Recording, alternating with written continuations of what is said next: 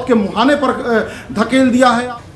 बोचहा में आज CM Nitish Kumar NDA प्रत्याशी के लिए वोट मांगेंगे। नीतीश कुमार ने बोचहा की जंग में एनडीए की जीत का दावा किया है। वहीं आरजेडी के लिए तेजस्वी यादव ने भी प्रचार करेंगे।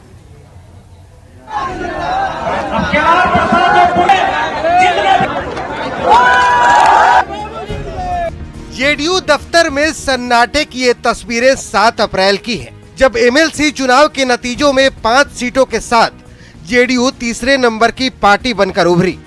जेडीयू दफ्तर में अमूमन अगर कोई अच्छा चुनाव परिणाम आता है तो बेहद उत्साह दिखता है, लेकिन इस वक्त सन्नाटे की स्थिति है।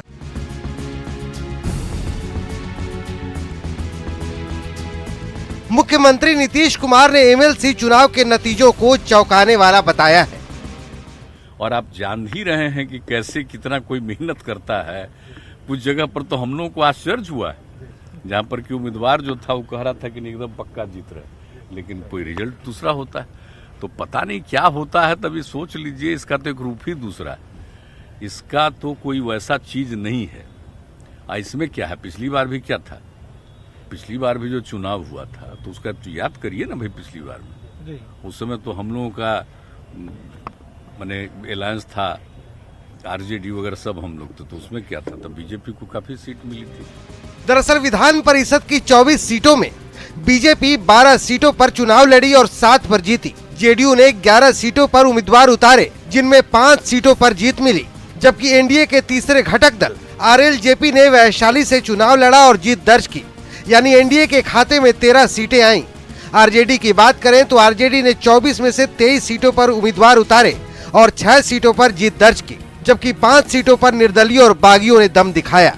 मतलब बतौर पार्टी जेडीयू को सबसे कम 5 सीटें ही हासिल हुई। एमएलसी चुनाव में जेडीयू भले ही तीसरे नंबर की पार्टी रही हो, लेकिन कुल मिलाकर एनडीए का परफॉर्मेंस अच्छा रहा।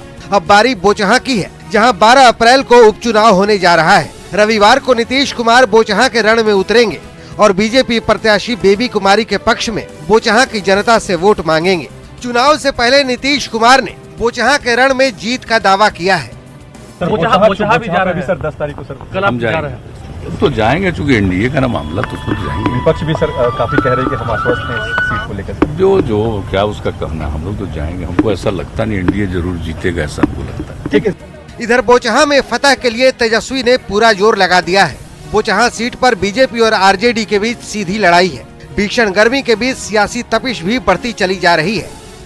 एक मौका अगर आप लोग दीजिए, 5 साल के लिए मुसाफिर जी को दिए थे, लेकिन किस्मत ठीक नहीं रहा, दुर्भाग्यपूर्ण रहा कि हमारे बीच में नहीं है। उनके बेटे यही काम देखते थे, इनको 2.5 साल देने में क्या दिक्कत है। दरअसल बोचहा विधानसभा सीट पर होने वाला उपचुनाव बेहद दिलचस्प हो चुका है। एक सीट के लिए पिछले विधानसभा चुनाव में एक साथ लड़ने वाले सभी दल अलग अलग दाव आजमा रहे हैं, लेकिन किसके दावों में कितना दम है, इसका फैसला 16 अप्रैल को होगा, जब जनता का जनादेश सबके सामने आएगा। पटना से रवि एस नारायण, आनंद अमृतराज के साथ मुजफ्फरपुर से प्रियांक सौरभ की रिपोर्ट। आज रामनवमी है और आज मर्यादा पुरुष